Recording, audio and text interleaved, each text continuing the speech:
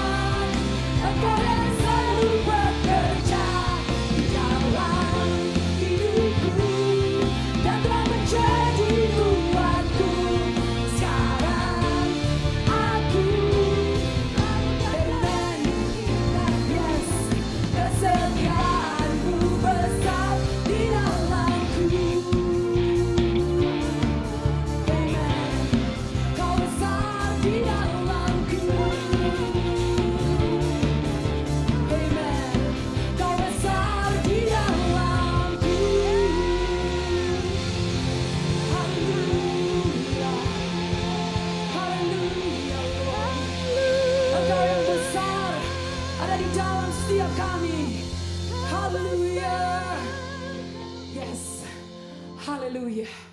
Haleluya. Haleluya. Mari terus naikkan pujian kita. Haleluya.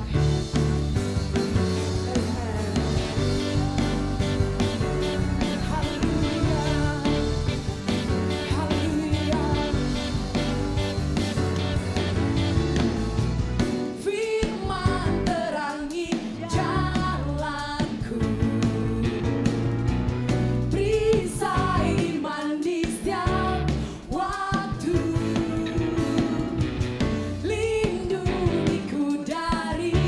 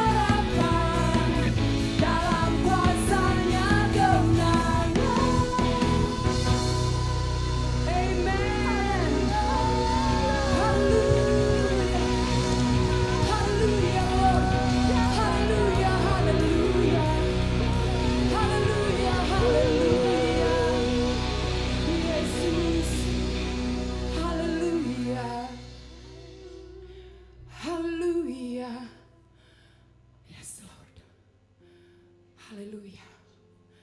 Terima kasih Tuhan. Haleluya.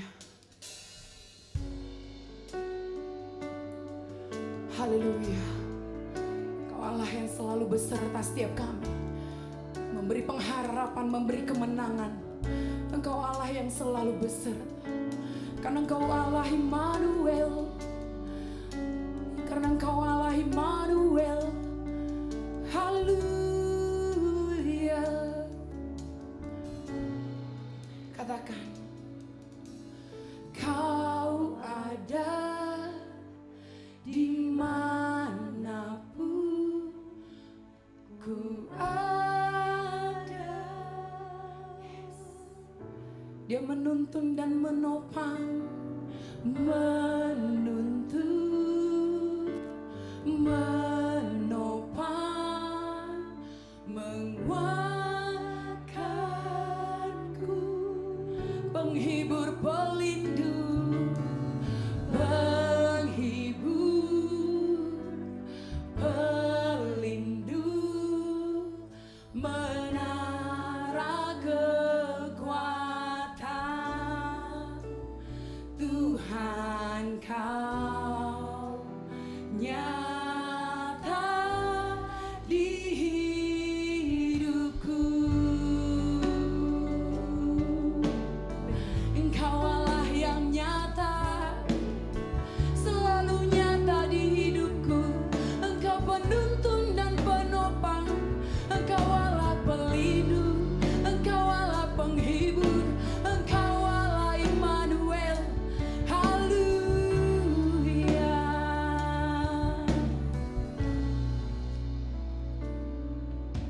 Engkau ada dimanapun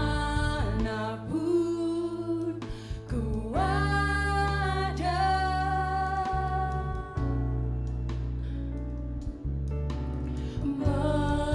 menuntun, menopang, menguatkanku, penghibur,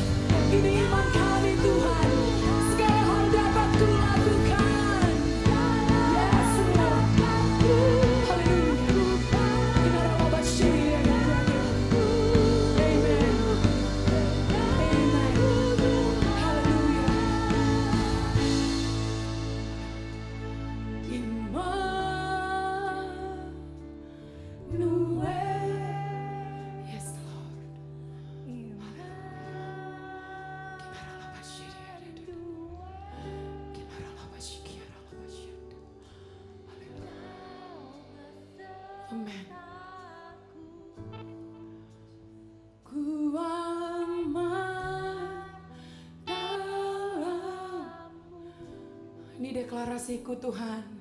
Immanuel.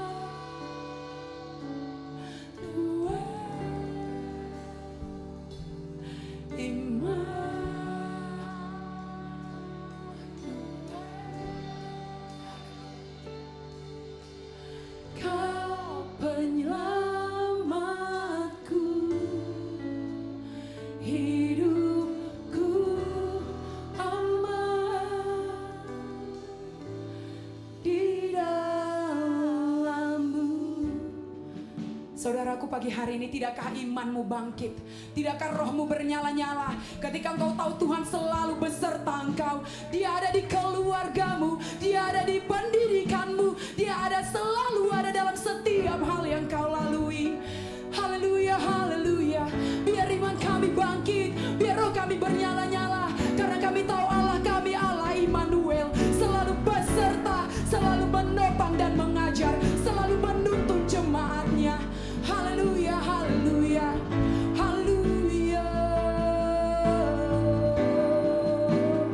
Sekali lagi mari deklarasikan iman kita. Katakan Immanuel, Immanuel, Immanuel.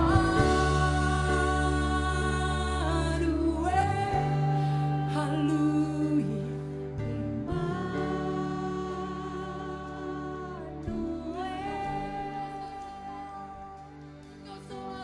Kau besertaku, Ku aman dalam-Mu. Immanuel,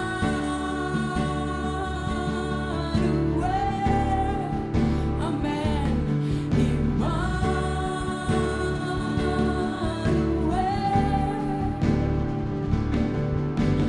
Kau penyelamatku, hidupku aman di dalam-Mu. Sekali lagi katakan Immanuel, Immanuel, Immanuel.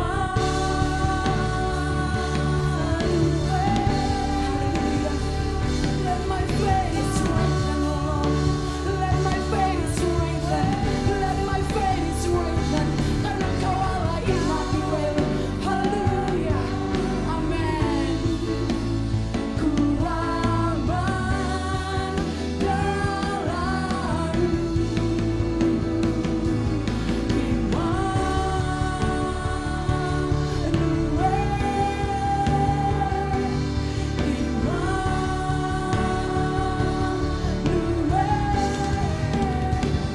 Kau penyelamatku. Yes, katakan Kau pembebasku. Kau pembebas. Oh, Kau besertaku. Kau beserta. Sekali lagi katakan Kau penyelamatku. Kau penyelamatku. Hidupku aman di dalam-Mu. Haleluya, Lord. Haleluya, Lord. Haleluya, Yesus. Haleluya, haleluya. Yes. Yes. Amen.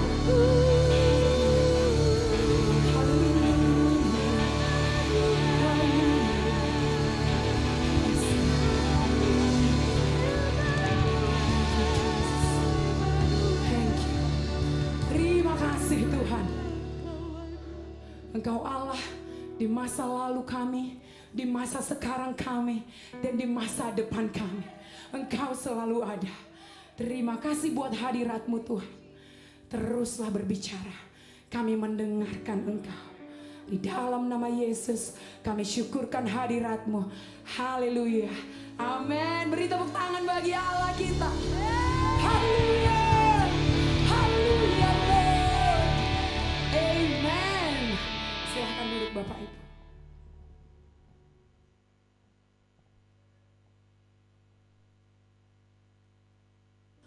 Ya, haleluya. Selamat pagi Bapak Ibu. Siapa yang sungguh merasa puas dengan Yesus, lambaikan tangan. Amin, amin. Ya, di tengah segala hal yang kita hadapi, kita memiliki Allah Immanuel. Amin. Dan Allah Immanuel ini sebentar lagi kan kita rayakan kedatangannya di dunia lewat perayaan Natal. Mari siapkan diri kita, siapkan yang terbaik. Bahwa selalu ketika kita merayakan Natal, saya rindu ada sesuatu yang menyegarkan lagi buat kita. Mengingatkan bahwa Dia yang tinggi luhur, yang ajaib, mau merendahkan untuk menjemput, untuk menilik, untuk datang, untuk menyelamatkan engkau dan saya. Nah, sebelum kita dengarkan firman Tuhan, ada beberapa pengumuman Bapak Ibu. Saya rindu saudara, di tengah pandemi ini kita nggak bisa lari kemana, hanya kita bisa lari kepada Tuhan. Jadi masih saya mengingatkan, masih ada doa pagi lewat Instagram ya, jam 5 sampai jam 6 mari bergabung. Dan dulu juga saya mendorong, boleh juga Bapak Ibu kalau merasa ini yang pertama, doa itu tetap berjalan, tapi kalau Bapak Ibu merasa, saya perlu antara komsel kami mau buat grup sendiri berdoa bersama sesuai dengan waktu saudara, boleh juga lewat Instagram. Jadi sama komsel boleh bangun kubu doanya. Ya, saya mau ingatkan juga terakhir, Bapak Ibu, kita masih ada komsel. Ya, mari saling menguatkan, saling mendorong lewat komsel tersebut. Komsel itu bukan acaranya yang utama, tapi komunitasnya, kebersamaannya. Jadi pastikan kalau kita sendiri kita bisa menjadi dingin. Namun kalau kita ada di tengah-tengah orang yang satu dengan yang lain, kita bisa saling menyemangatkan. Jadi Bapak Ibu, silakan saudara hubungi komselnya masing-masing. Mari bersekutu, mari itu saling menguatkan, saling mendoakan, biar api itu terus menyala. Jadi itu yang saya mau ingatkan, Bapak Ibu, ada doa pagi, ada doa malam lewat Instagram, dan saya juga mau mendorong Bapak Ibu untuk komsel, untuk saling menguatkan, saling bergandeng tangan supaya kita tetap maju di dalam Tuhan. Sudah siap mendengarkan firman Allah? Haleluya. Kita sudah Tuhan utus hambanya yang dari dekat. Itu sebabnya mari sambut hambanya. Mari saudara siapkan hati, hambanya akan menyampaikan firman Tuhan. Haleluya. Oh, rupanya dari dekat. Tetap kasih aplaus dong saudara. Silakan duduk ya. Wow, penuh ternyata ya. Luar biasa. Saya percaya setiap kita bersemangat pagi hari ini Bapak Ibu. Amin. Ya, kalau saya hitung-hitung rasanya sudah hampir setahunan saya nggak berdiri di sini untuk sharing firman ya. Jadi tadi saya bilang sama Jahna, kok ini merasakan dingin yang aneh gitu ya. Jantung hilang rasanya ya. Tapi saya percaya setiap kita dukung saya dalam doa, biar setiap kita mau peka dan tahu apa yang jadi isi hatinya Tuhan pagi hari ini. Dan ketika kita menyembah tadi, saya merasakan ada hadirat Tuhan yang begitu kuat. Apakah saudara merasakannya sama dengan saya? Amin. Dan saya percaya ketika kita terus menjaga hati yang menyembah Tuhan, Dia mau sampaikan sesuatu di dalam roh kita. Itu sebabnya mari kita siapkan hati kita. Dan pagi hari ini saya sudah siapkan PowerPoint, ada slide di depan kita. Sudah bisa? Oke.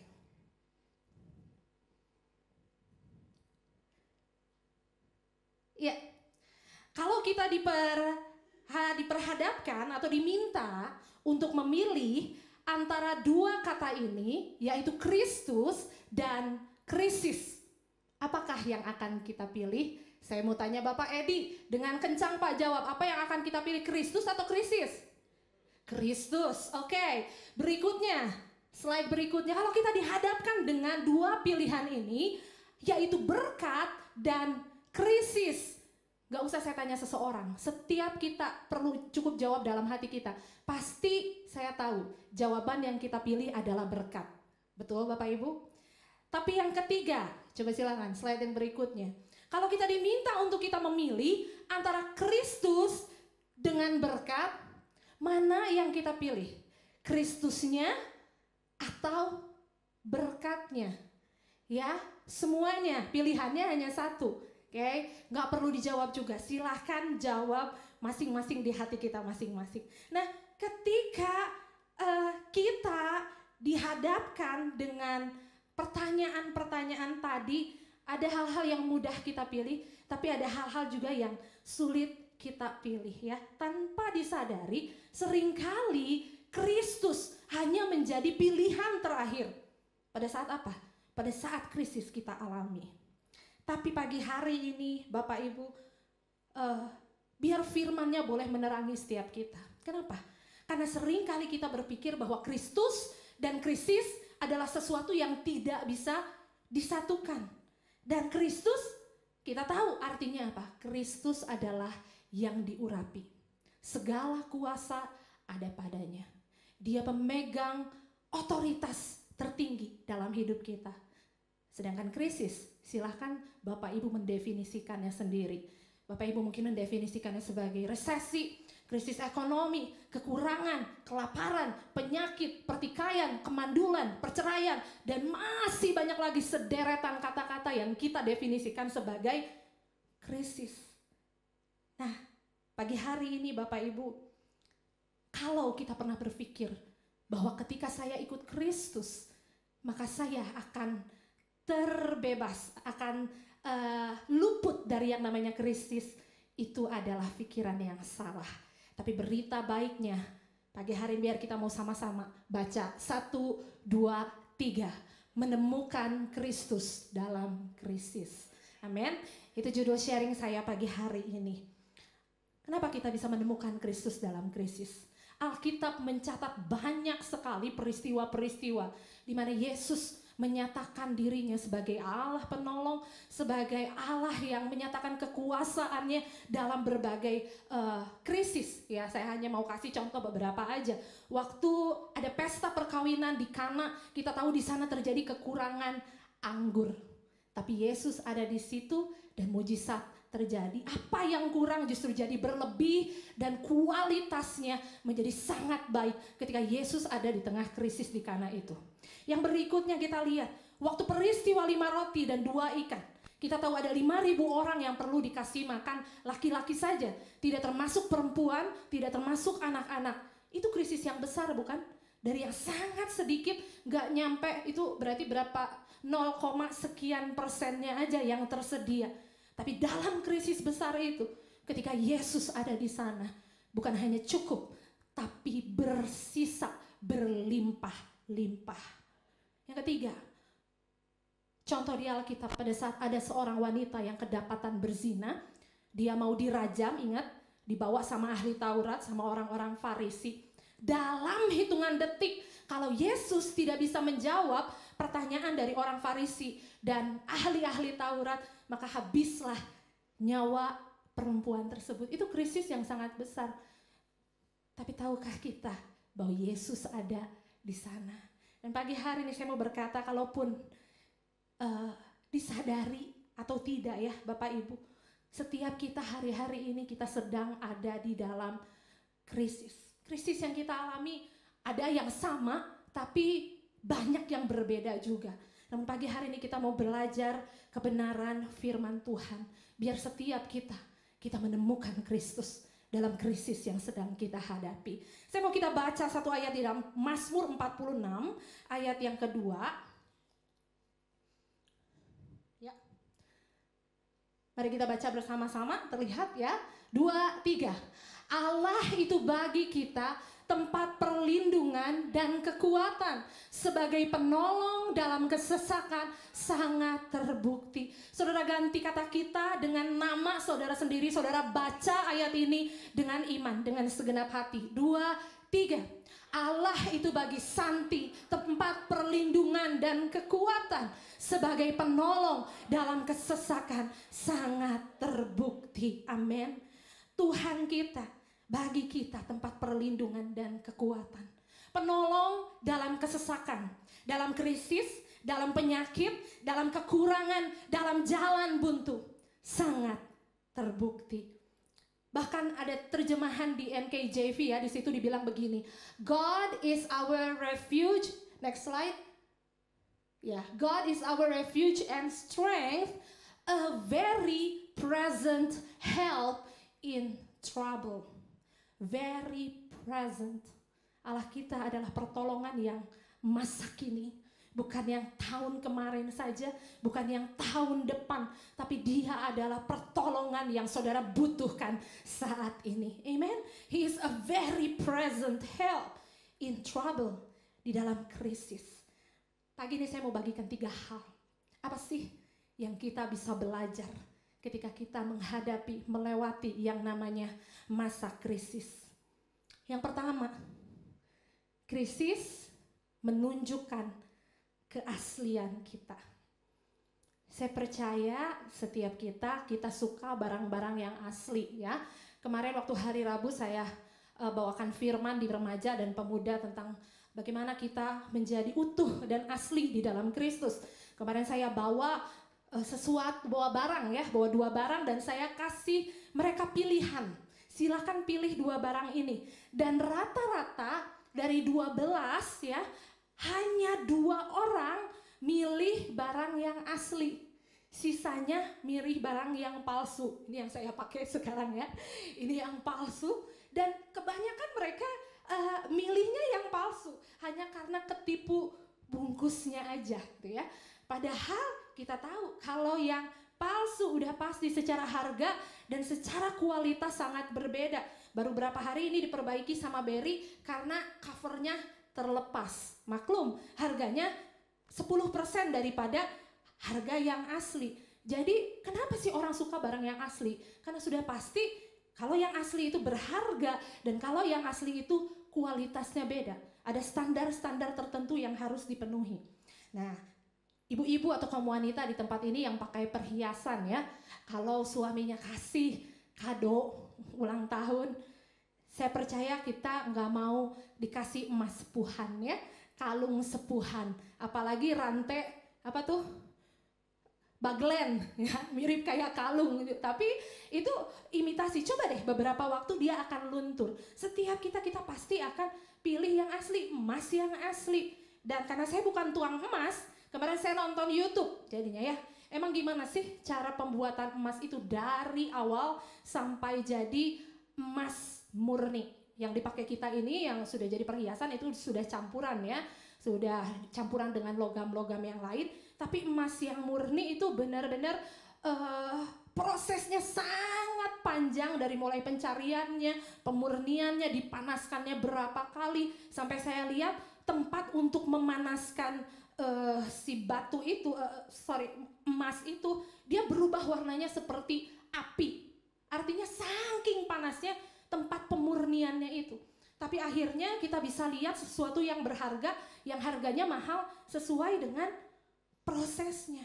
Nah, pagi hari ini kita mau belajar bahwa di tengah-tengah krisis, disitulah asli kita keluar. Kalau kita juga mungkin boleh lihat di sini ya, ibu-ibu datang ke gereja dan danannya anggun ya, bicaranya anggun. Tapi coba ganggu anaknya. Jangan ganggu suaminya ya, bahaya. Ganggu anaknya.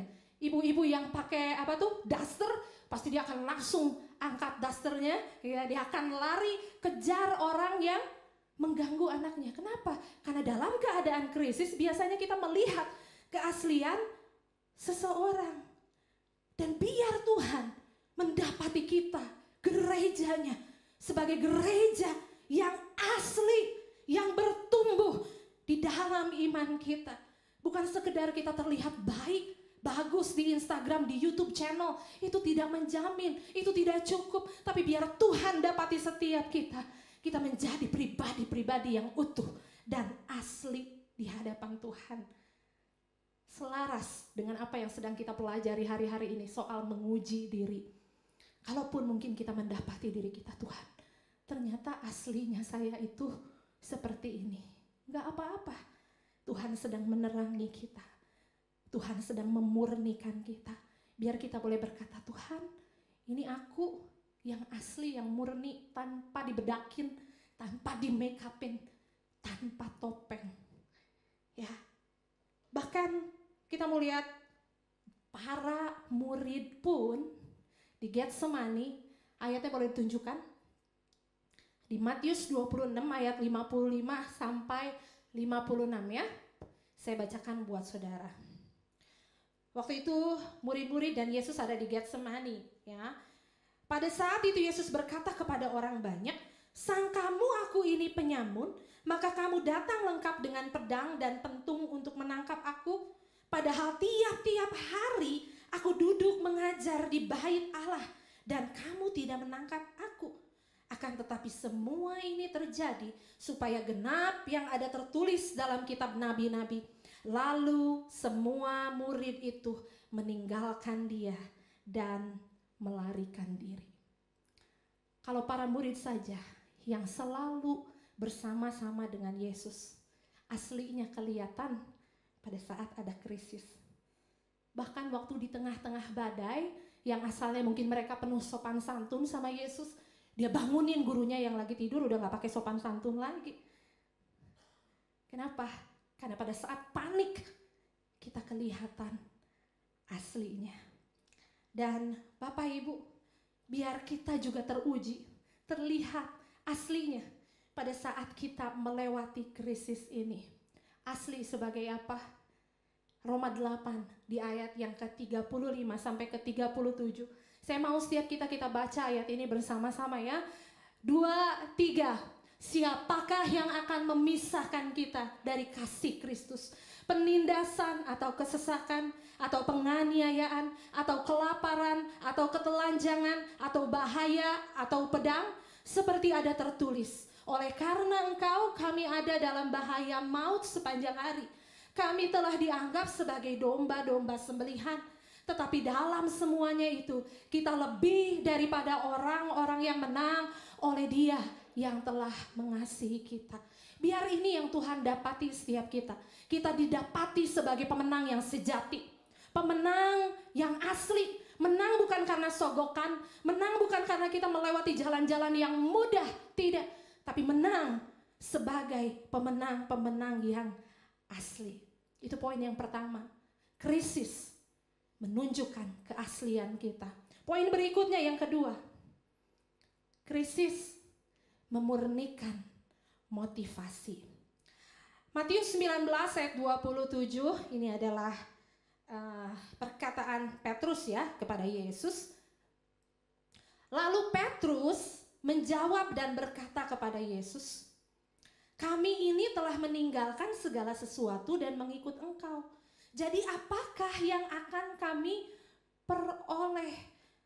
Bapak Ibu silakan garis bawahi kata itu. Jadi apakah yang akan kami peroleh? Ini adalah pertanyaan yang umum sekali ditanyakan di masa krisis ini. Tuhan, aku udah setia. Aku udah mengikut Tuhan. Aku sudah menghadiri ibadah. Aku udah doa, baca firman, ikut doa online. Aku udah kasih persembahan, aku udah kasih perpuluhan. Aku sudah melayani Engkau Tuhan. Aku udah ninggalin A, B, C, D. Sekarang Tuhan apa yang aku peroleh? Bapak Ibu, kita perlu mempertegas. Ini adalah sikap yang keliru kalau kita mengikut Yesus. Lalu yang kita tanyakan, apa yang aku peroleh? Ini berbicara soal motivasi hati kita. Tujuan kita mengikut Yesus. Kita perlu mempertegas bahwa kita bukan sekedar fans atau penggemar ya. Kita bukan hanya penggemar mujizat, penggemar demonstrasi kuasa Allah, tapi kita adalah sungguh pengikut Kristus. Dalam hal ini kita lihat Yesus menginterview 3 orang yang mau mengikut dia. Kita lihat ya orang yang pertama. Ayatnya di Lukas 9 ayat 57 sampai 62. Ini orang yang pertama. Orang yang pertama bilang seperti ini. Ketika Yesus dan murid-muridnya melanjutkan perjalanan mereka, berkatalah seorang di tengah jalan kepada Yesus, "Aku mengikut engkau kemana saja engkau pergi." Yesus berkata kepadanya, "Serigala mempunyai liang dan burung mempunyai sarang, tetapi anak manusia tidak mempunyai tempat untuk meletakkan kepalanya." Di sini Tuhan menunjukkan atau mengajarkan kepada kita motivasi. Tuhan udah kasih pahit-pahitan istilahnya di awal, bahwa berbicara mengikut Yesus bukan berbicara soal kenyamanan. Tuhan mengingatkan bahwa mengikut Yesus bukan mengenai rumah yang nyaman, lumbung yang selalu terisi penuh. Tapi mengikut Yesus adalah benar-benar mengikut apa yang jadi maunya Tuhan dalam hidup kita. Poin yang pertama kita bisa belajar soal motivasi. Bahwa mengikut Kristus bukan soal nyaman atau tidak. Orang yang kedua yang Yesus interview, kita lihat di ayat yang ke-59 ya. Ayat yang ke-59 dan 60. Lalu ia berkata kepada seorang yang lain, "Ikutlah aku." Tetapi orang itu berkata, "Izinkanlah aku pergi dahulu menguburkan Bapakku." Tapi Yesus berkata kepadanya, "Biarlah orang mati menguburkan orang mati, tetapi engkau pergilah dan beritakanlah kerajaan Allah di mana-mana." Bapak Ibu, biar kita nggak salah mengerti ya, bahwa Yesus tidak mengajarkan kita untuk jadi kurang ajar kepada orang tua. Untuk kita nggak perlu pedulikan orang tua kita. Tapi di sini Yesus mau nyatakan, kalau kamu mau ikut aku, kamu harus siap untuk taruh aku jadi nomor 1 dalam hidupmu. Begitu banyak nama Tuhan kita tahu di Alkitab. Allah penyembuh, Allah penyedia, panji keselamatan, Allah kebenaran, dan sebagainya dan sebagainya. Tapi ada satu predikat, Allah kita adalah Allah pencemburu. Negatif banget ya kedengarannya. Allah kita adalah Allah pencemburu. Tapi memang Tuhan tidak bisa berbagi tempat dengan siapapun yang nomor 1 dalam hidup kita. Kalau hari-hari ini ada nomor satu yang berusaha untuk ambil tempatnya Tuhan di hidup saudara, kita perlu bertobat Bapak Ibu. Karena Tuhan selalu minta apa yang nomor 1 di hidup kita. Seperti Tuhan minta Ishak kepada Abraham. Kenapa? Karena saat itu Abraham condong hatinya kepada Ishak. Ishak sudah merebut, sudah menggantikan posisinya Tuhan di dalam hidup Abraham. Jadi yang kedua, mengikut Yesus artinya menjadikan Tuhan nomor 1 dalam hidup kita. Motivasinya ya. Dan ini interview kepada orang yang ketiga di ayat 61 dan ayat yang ke-62 di sana dibilang. Dan seorang lain lagi berkata, "Aku akan mengikut engkau Tuhan, tapi izinkanlah aku pamitan dulu dengan keluargaku." Tetapi Yesus berkata, "Setiap orang yang siap untuk membajak tapi menoleh ke belakang tidak layak untuk kerajaan Allah." Mengikut Yesus artinya kita enggak lagi menoleh ke belakang. Kita tidak lagi melihat, menyayangkan apa yang sudah kita tinggalkan di belakang kita. Tapi mengikut Yesus ada penyerahan total di sana. Itu motivasi yang umumnya kita miliki, umumnya terjadi dalam setiap kita. Kita mau belajar, Tuhan melalui setiap krisis ini, motivasi kita yang sesungguhnya pun terlihat, dan itu biar dimurnikan lewat segala hal yang terjadi yang kita alami hari-hari ini. Itu poin saya yang kedua. Krisis memurnikan motivasi kita. Dan yang ketiga adalah krisis menciptakan kesempatan. Bapak Ibu, waktu awal-awal kita PSBB ya, waktu awal-awal pandemi ini kan banyak orang yang bekerja di rumah, bahkan banyak orang dirumahkan. Ada krisis terjadi di sana. Yang paling dirasakan saat itu adalah krisis ekonomi. Tapi tiba-tiba ya, yang kita lihat pedagang dadakan mulai bermunculan. Betul, saya sendiri termasuk di dalamnya. Saya jualan waktu itu ya, saya jualan donat menul dan sebagainya gitu. Dan saya melihat bahwa krisis itu menciptakan kesempatan. Apa yang dulu kita nggak bisa lihat, potensi-potensi yang tidak bisa kita lihat, artinya akhirnya bermunculan pada saat kita mengalami krisis. Ya, saudara mungkin sempat ditawarin sama teman saudara, sama rekan saudara, karena ada orang-orang yang berusaha bagaimana caranya bertahan hidup, ya, dan akhirnya mereka mulai berkreasi. Kreativitas yang asalnya mandek itu mengalir dengan sedemikian rupa ketika dihadapkan dengan krisis. Tapi pagi hari ini saya mau katakan seperti ini Bapak, Ibu, Saudara. Bukan hanya krisis ekonomi, bukan hanya krisis keuangan, bukan hanya krisis kesehatan yang sedang kita alami hari-hari ini. Tapi sedihnya krisis kerohanian sedang melanda banyak anak Tuhan di mana-mana tempat. Percaya atau enggak Bapak Ibu? Kalau kita lihat ya, saya pernah sampaikan ini juga kemarin ke adik-adik pemuda. Saya pernah melakukan survei sederhana. Saya mulai lihat ibadah-ibadah online dari gereja lain, tapi yang saya lihat bukan konten pelajaran ya. Saya lihat adalah jumlah viewersnya, jumlah yang nontonnya berapa banyak gitu. Ada satu gereja yang jemaatnya itu sampai 30 ribuan orang. Tapi ketika saya lihat beres ibadah gitu, beres jam ibadah, penontonnya itu, viewersnya itu paling hanya sekitar 2.500 orang. Artinya nggak sampai 10% daripada jumlah jemaatnya. Kemudian saya lihat lagi, coba kita lihat viewers yang 3 minggu lalu atau 4 minggu lalu. Dan saya mendapati bahwa nggak jauh beda. Jumlah viewersnya cuma meningkat sampai 4.000 orang. Bayangin, jemaatnya itu 30.000 orang. Tapi yang lihat gitu, yang join ibadah online hanya 4.000 orang. Artinya berarti banyak orang yang memilih untuk tidak beribadah. Dan itu merupakan krisis rohani yang sangat-sangat fatal. Bersyukur kalau pagi hari ini kita punya kesempatan, kita sudah bisa beribadah secara on-site, beribadah di tempat bukan secara online. Dan saya pun tidak menjamin waktu kita ibadah online, belum tentu semua kita juga join dalam ibadah yang ditayangkan secara online. Itu krisis, menunjukkan krisis kerohanian. Dan ada banyak orang menjadi frustasi secara rohani. Mereka bilang, Tuhan gak puguh rasanya, ada yang kurang tapi apa? Ada yang kosong tapi apa? Mereka semua bertanya-tanya, nggak sedikit orang bahkan mereka memilih untuk akhirnya mengambil jalan pintas, mungkin mengakhiri hidupnya karena yang dinamakan dengan krisis kerohanian. Saya dibukakan ayat ini beberapa waktu yang lalu ya.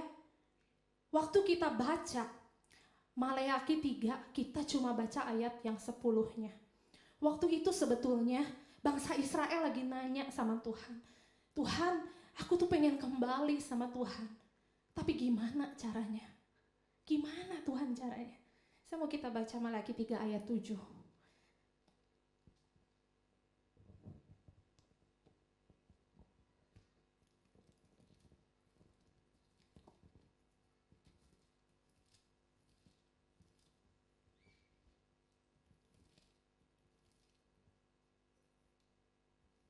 Ya, kita baca sama-sama ya Bapak Ibu, ayat yang ke-7, 2, 3.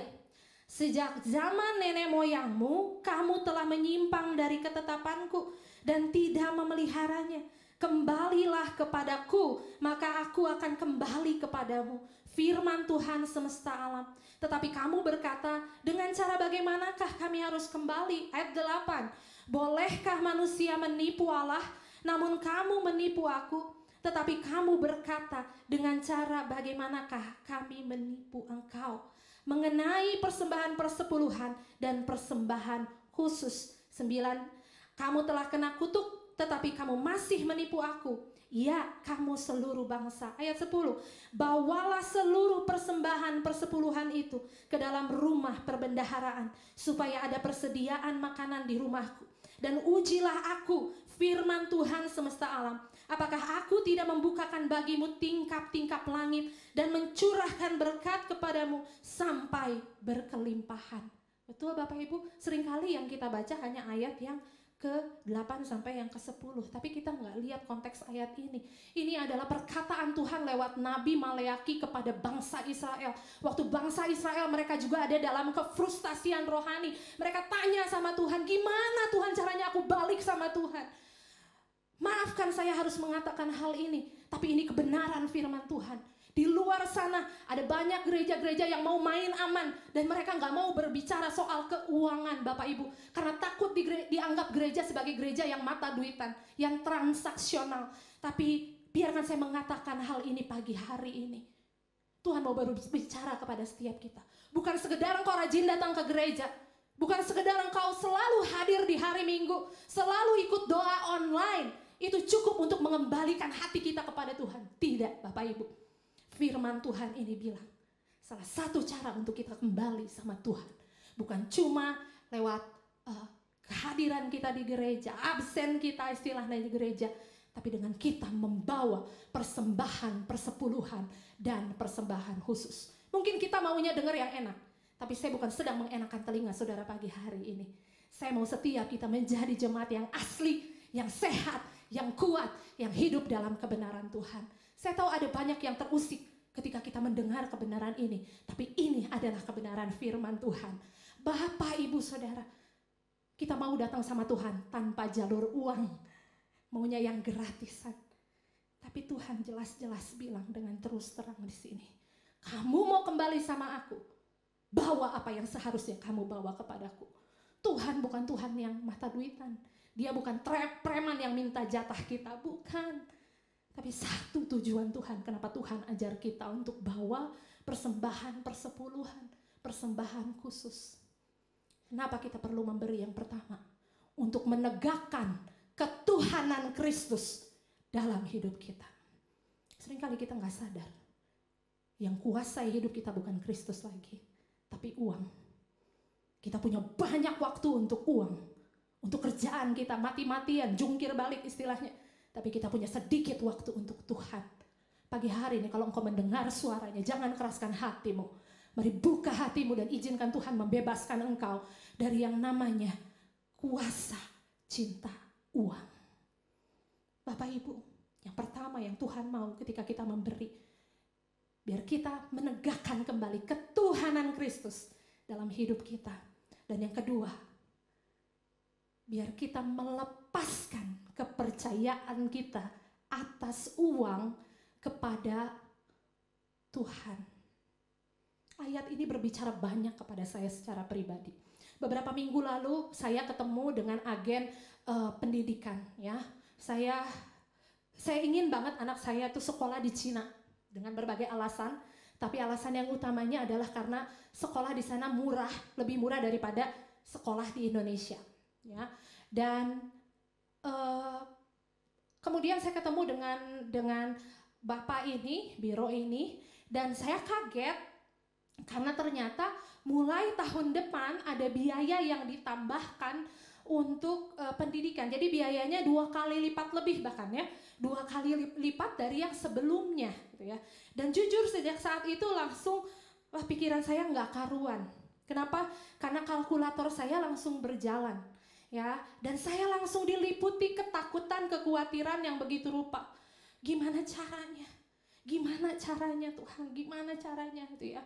Ketemu ini saya ngobrol tentang hal ini, ketemu itu ngobrol juga tentang hal ini. Tapi di waktu yang bersamaan Tuhan kasih saya sebuah angka untuk saya serahkan kepada Tuhan lewat janji iman. Dan saya nangis waktu itu, saya bilang, Tuhan kok lucu. Tuhan tahu saya nggak megang apa-apa Tuhan. Tuhan bilang serahkan. Di situ saya belajar bahwa ketika saya berkata yes, saya nggak tahu dari mana. Tapi kalau kita tahu dari mana uangnya, dari mana asalnya, berkat kita itu bukan hidup di dalam iman. Hidup di dalam Tuhan adalah hidup yang penuh dengan kejutan. Tapi pagi hari ini, Bapak Ibu, berkaitan dengan kesempatan. Setiap kita punya kesempatan untuk menabur. Kenapa? Kenapa sih kita perlu memberi? Setiap minggu udah bosen lah, udah tahu ayat yang dibawain di offering message, itu lagi. Bukan itu tujuannya. Sekali lagi untuk meluruskan pengertian kita bahwa Tuhan itu ingin mendapatkan hatimu lebih dari uangmu. Tapi uang menentukan hubungan kita dengan Tuhan. Percaya apa enggak Bapak Ibu? Pertama kali saya belajar untuk memberikan janji iman waktu saya sekolah di Singapura dalam keadaan yang sangat-sangat terbatas, pas-pasan, bahkan bisa dibilang kurang. Tapi saat itu saya belajar untuk memutuskan, saya mau belajar Tuhan kasih janji iman. Yang waktu itu kalau dikumpulin itu adalah 3 bulan uang makan saya di Singapura, ya. Dan ada di negeri orang tentunya bukan suatu yang nyaman, karena kalau kurang kan kita tinggal datang ke rumah orang tua atau ke rumah saudara, ya. Tapi di sanalah pertama kali saya melihat dengan mata kepala saya sendiri. Ketika kita taat terhadap apa yang Tuhan mau, maka di sanalah kita mengalami Tuhan sebagai Tuhan penyedia kita. Pagi hari ini seperti yang Bapak Gembala bilang tadi, biar kita mempersiapkan diri, kita mau berpartisipasi, ya, kita mau berpartisipasi untuk kita memberikan janji iman. Saya nggak perlu sebut, tadinya saya mau sebutkan berapa kebutuhan, enggak. Biar setiap kita mau belajar peka dengan apa yang Tuhan taruh di hati kita. Tapi kita juga mau belajar bahwa yang namanya janji iman ini bukan momentum pengumpulan dana Bapak Ibu. Mari singkirkan pemikiran itu. Janji iman bukan momentum pengumpulan dana. Janji iman adalah kesempatan untuk kita menaikkan level iman kita. Dan janji iman adalah kesempatan untuk kita mengalami Allah sebagai Jehovah Jireh dalam hidup kita. Pagi hari ini juga saya mau menantang setiap kita. Seperti Tuhan tantang saya. Ya, aku tetap untuk selama-lamanya. Tapi persembahanmu, tapi imanmu, masakan dari tahun 2000 sampai tahun 2020 tetap sama? Biar Tuhan juga menantang kita pagi hari ini secara pribadi untuk siap mendengar kebenaran ini dan untuk siap mendengarkan perintahnya, bahkan siap melakukan apa yang Tuhan mau dalam hidup kita. Bapak Ibu, satu kekonyolan rasanya itu ya, ketika kita nggak punya apa-apa terus Tuhan tantang kita mau berikan itu buat dunia, ya itu konyol. Tapi pesan Tuhan pagi hari ini, Tuhan akan bertanggung jawab atas kehendaknya dalam hidup kita. Kalau itu adalah kehendak Tuhan, Dia yang bekerja, Dia yang berperang bagi kita. Pagi hari ini Bapak Ibu, menghadapi persembahan kita, saya mau setiap kita menundukkan kepala. Kita mau siapkan persembahan kita terlebih dahulu Bapak Ibu.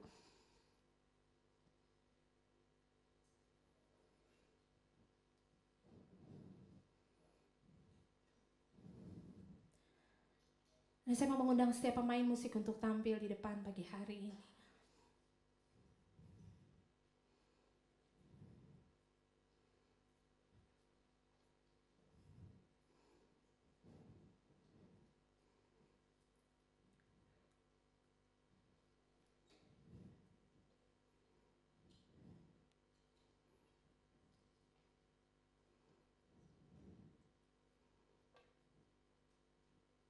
Terima kasih Tuhan Yesus.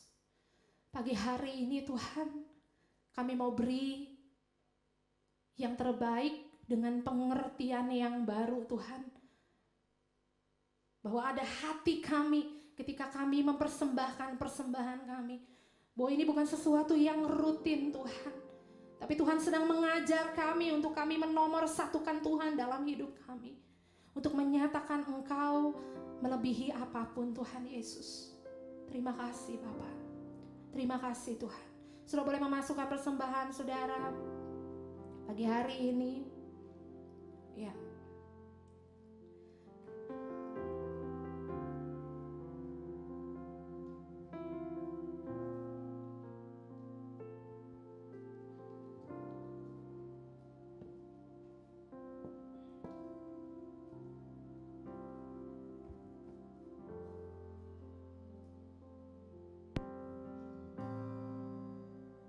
Lord. Ya Rabbi, syukuri. Makasih Tuhan Yesus. Pagi hari ini Bapak Ibu, ini juga adalah kesempatan untuk kita mengalami terobosan di dalam banyak hal. Saya minta setiap petugas untuk membagikan amplop. Ini adalah amplop janji iman.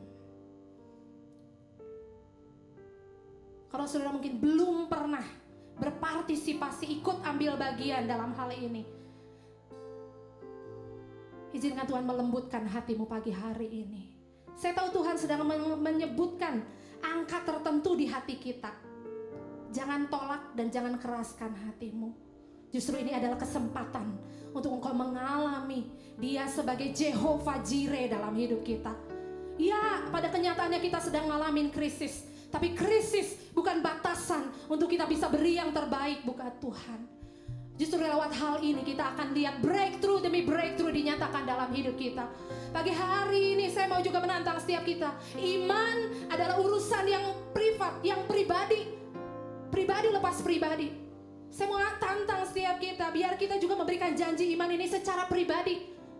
Karena iman kita bertumbuh bukan ngikut orang lain. Kalau di sini ada mungkin suami istri, coba belajar, ambil langkah iman untuk buat janji imanmu sendiri, dan kau akan melihat terobosan baru terjadi dalam hidupmu. Pagi hari ini, saya tahu Tuhan mau berbicara pada setiap kita. Ketika saya menyanyikan pujian ini, saudara, biar saudara dengar apa yang Tuhan mau. Sebelum saudara menuliskan janji iman saudara, saudara boleh menundukkan kepala. Saudara datang sama Tuhan. Tuhan, apa yang kau mau Tuhan? Berapa yang kau mau aku tuliskan di janji imanku? Haleluya Yesus. Terima kasih. Ku membawa hatiku, hanya Engkau di hidupku, Yesusku,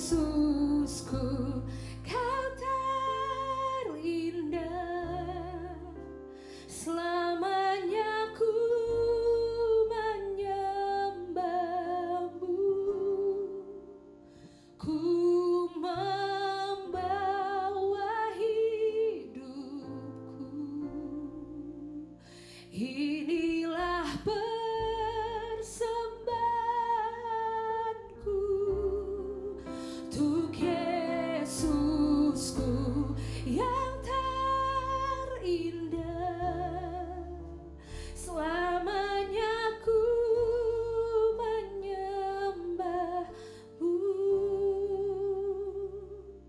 Yesus.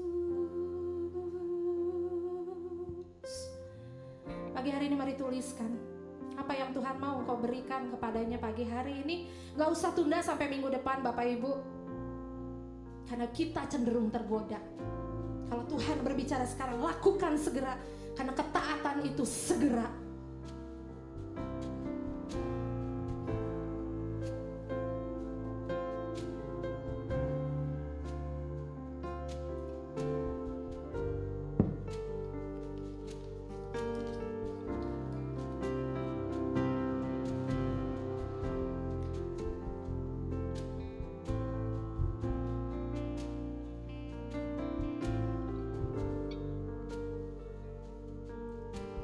Saudara yang sudah menuliskannya, saudara boleh bangkit berdiri.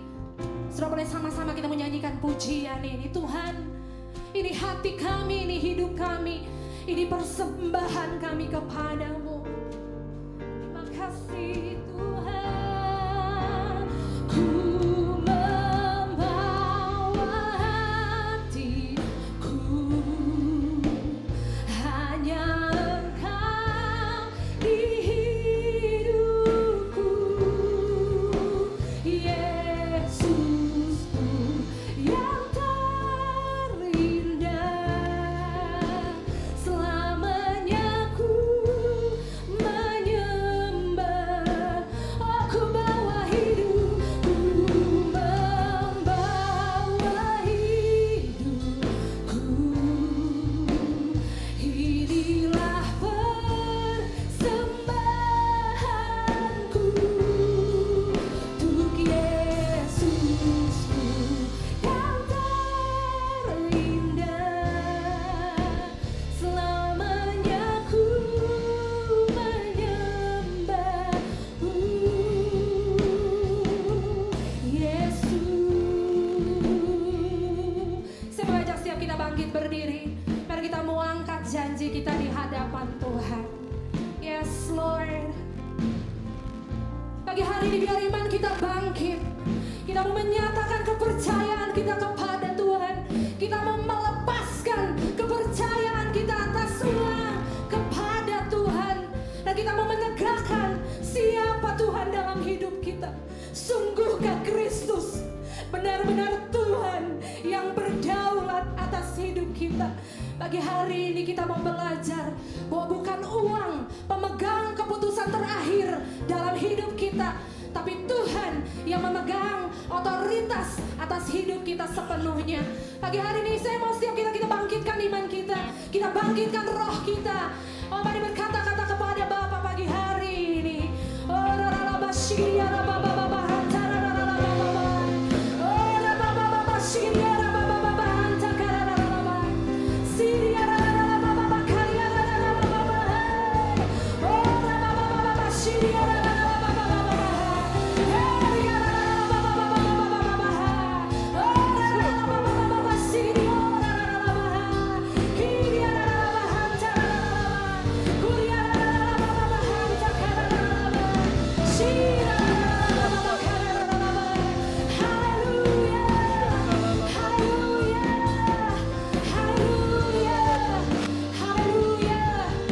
Pagi hari ini kami mau menentang Tuhan roh, mematahkan setiap roh yang menentang pengenalan akan Kristus di dalam nama Yesus.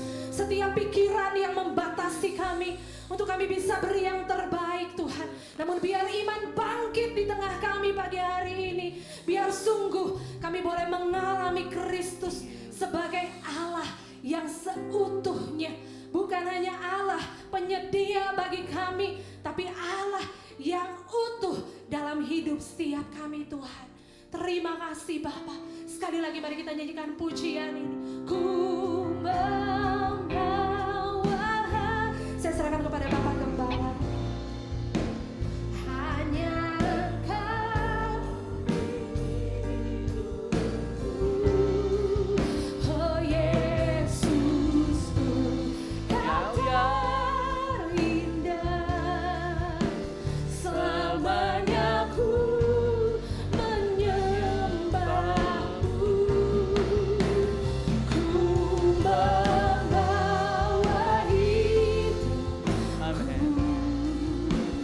inilah persembahanku untuk Yesusku yang terindah,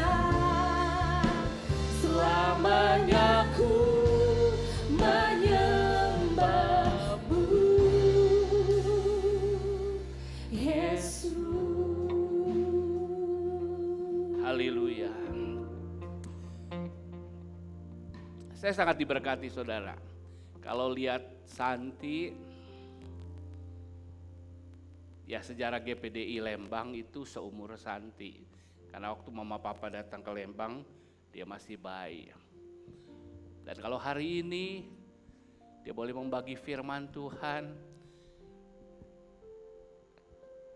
saya pikir ini pesannya sangat luar biasa. mendekatlah kembali kepadaku, kata Tuhan. Maka Tuhan akan mendekat kepadamu. Di sini masih ada anak-anak remaja. Buat anak-anak remaja, jadi ketika mendengar firman Tuhan, Bapak Ibu diingat, saya ingat bagaimana saya belajar mengasihi Tuhan dengan memberi apa yang saya punya. Dan ketika saya memberi itu, saya memberi dengan berat di satu sisi, tapi saya memberi dengan rasa. Saya merasa ada hadirat Tuhan ketika saya memberi dengan iman. Ketika saya memberi hanya asal-asalan, enggak menyentuh hati saya. Saya tahu pemberian itu bukan pemberian yang dari hati yang Tuhan kehendaki. Tapi setiap kali saya berhadapan, bahkan ketika tadi menulis ini, saya diingatkan lagi. Apakah hanya dengan sejumlah itu? Ketika saya bilang, wah Tuhan berat ya, besar ya. Tapi Tuhan mengajarkan apa yang disampaikan firman Tuhan tadi. Kaitannya pemberian, kaitannya uang dengan Tuhan itu sangat jelas. Karena yang paling memungkinkan, yang paling besar kuasanya untuk menjadi ilah lain adalah Mamon. Tuhan berkata, kamu gak bisa memiliki dua Tuhan. Siapa? Tuhan dan Mamon. Kenapa kita harus bebas dari hari ini ketika kita memberi? Karena kita bisa memberhalakan yang lain, paling mudah adalah Mamon, saudara. Firman Allah berkata, di mana hartamu berada, di situ hatimu berada. Amin. Ketika hati kita mengasihi Tuhan, saya diingatkan lagi, Tuhan, dulu saya gak suka hitung-hitungan dengan Tuhan. Tapi seringkali justru ketika mulai ada, saya mulai hitung-hitungan dengan Tuhan. Hati saya gak tergetar lagi. Tapi ketika menulis tadi, jelas bisa aja ada di pikiran kita. Seperti firman Tuhan tadi katakan tentang persembahan dan persepuluhan. Kemarin ada yang bertanya, kenapa sih harus 1/10? Saya bilang begini, perjanjian lama mengajarkan persepuluhan, tapi di perjanjian baru mengajarkan ya persepuluhan, tapi sebenarnya lebih dari itu. Tuhan berkata, kamu telah lunas dibayar. Itu sebabnya persembahkanlah hidup. Kalau kita nggak bisa melatih memberi persepuluhan, persembahan khusus janji iman, bagaimanakah kita bisa memberi seluruh hidup kita? Di tengah pandemi ini banyak sekali orang yang meninggal, banyak juga anak Tuhan, bahkan banyak hamba Tuhan juga yang meninggal. Buat saya bukan masalah matinya buat orang Kristen yang penting, tetapi ketika dia harus pulang, sudahkah sampai setiap orang bilang boleh berkata kepada Tuhan, Tuhan, aku bukan hanya sekedar diselamatkan, tapi aku sungguh telah melekat dengan Tuhan. Aku sungguh telah mengerti kehendak Tuhan. Aku sungguh telah menyatu dengan Tuhan. Itu pesan firman Tuhan. Mendekat. Aku sungguh dekat dengan Tuhan. Karena satu ketika juga kita akan ada gilirannya. Tapi saya berdoa, biar ini menjadi turning point. Bukan persembahannya. Tapi yang lebih penting adalah setiap kita. Bolehkah saudara taruh tangan di dada saudara? Setiap kita sungguh-sungguh melekat dengan Tuhan. Setiap kita sampai kepada tujuan iman kita. Bersekutu dan menjadi serupa dengan Tuhan. Amin. Saudara tetap pegang tangan saudara. Saya mau berdoa buat kita semua. Bukan hanya buat persembahan. Tapi saya mau berdoa terlebih dari itu, iman saudara. Saya mau berdoa kerohanian saudara yang paling penting. Karena kalau saudara dekat Tuhan, apakah yang dapat memisahkan saudara dengan kasih Tuhan? Kami taruh tangan kami di dada pagi hari ini. kami mengucap syukur. Hidup kami jadi sangat berarti. Bahkan persembahan kami jadi sangat berarti. Semua hidup kami sangat berarti. Ibadah pagi hari ini sangat berarti. Bahkan ketika kami bekerja membanting tulang. Bahkan ketika kami bekerja bangun pagi pulang malam. Bahkan ketika kami bekerja mencurahkan seluruh segala hal. Dan ketika kami dapat membawa persembahan hasil usaha kami. Biar Engkau mendapatkan lagi hati kami. Biar Engkau mendapatkan lagi hati kami. Dan biar pagi hari ini hati kami mendapatkan lagi hati-Mu Tuhan. Hati kami bersekutu lagi dengan hati-Mu Tuhan. Tidak ada yang melebihi keintiman dengan Engkau. Itu sebabnya pagi hari ini Tuhan, biar lewat persembahan kami mengikatkan diri lagi dengan Engkau. Dan apapun yang terjadi, apapun semua pergumulan yang dialami jemaat, entah pergumulan kesehatan, entah pergumulan keluarga, entah pergumulan pekerjaan, pendidikan, pergumulan pergaulan, atau apapun juga, kami mau berkata, apakah yang dapat memisahkan kami dari kasih Allah? Kasih Allah itu cukup bagi kami. Kasih Allah itu segalanya bagi kami. Kasih Allah akan memampukan kami untuk menghadapi semua, keluar sebagai pemenang dalam kemuliaan Tuhan. Terima kasih Tuhan. Sekali lagi kami bawa janji iman kami. Sekali lagi kami membawa hati kami. Di dalam nama Tuhan Yesus kami berdoa. Haleluya. Terima kasih Tuhan. Teruslah beracara di tengah kami. Hamba memberkati jemaat-Mu ketika beribadah.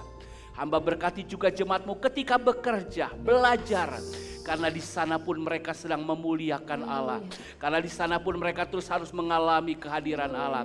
Ya Kristus, hadirlah terus di antara kami. Terpuji nama-Mu. Sekarang tadakan kedua belah tangan-Mu jemaat. Terimalah berkat Tuhan. Firman Allah katakan, kecaplah dan lihatlah kebaikan Tuhan. Itu sebabnya terimalah kasih Allah Bapa, kasih karunia Yesus Kristus, persekutuan penyertaan Allah Roh Kudus. Di dalam nama Tuhan Yesus Kristus memberkati seluruh keberadaanmu. Roh, jiwa, tubuhmu terpelihara sempurna. Engkau tidak kekurangan sesuatu yang baik. Karena apa saja engkau perbuat berhasil. Karena Tuhan memanggil engkau untuk menjadi kepala bukan ekor. Terus naik bukan turun. Dimanapun engkau berada, engkau mengalami penyertaan Tuhan. Dan di situ engkau menjadi garam dan terang dunia. Menjadi pembangun kota di atas bukit. Biar nyata kemuliaan Tuhan turun atas hidupmu. Biar nyata penyertaan Tuhan ada atas hidupmu. Sebabnya hiduplah dengan iman. Terima berkat dan pengutusan ini di dalam nama Tuhan Yesus Kristus. Dan setiap orang yang merasakan dan mengalami bahwa Tuhan rindu mendekat kepadanya. Katakan amin. Mari beri sorak-sorai bagi Tuhan. Katakan haleluya. Katakan haleluya. Haleluya. Untuk pagi hari ini, mari Bapak Ibu taruh saja amplop di depan. Sekali-kali kita ubah prosesinya. Bapak Ibu ketika taruh di depan, taruh di mimbar. Seolah-olah Bapak sedang berkata, Bapak Ibu saudara-saudari, Tuhan aku bawa lagi hatiku kepadamu. Amin. Haleluya. Silakan biar tertib dari depan saja Pak, dari sini harus langsung keluar ya. Iya.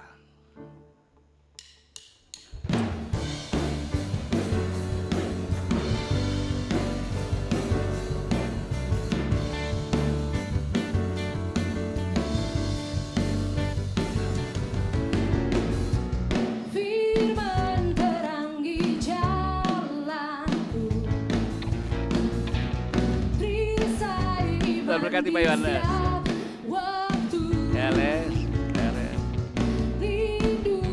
Tuhan berkati Pak Tarman. Mana Bu? Ada ya?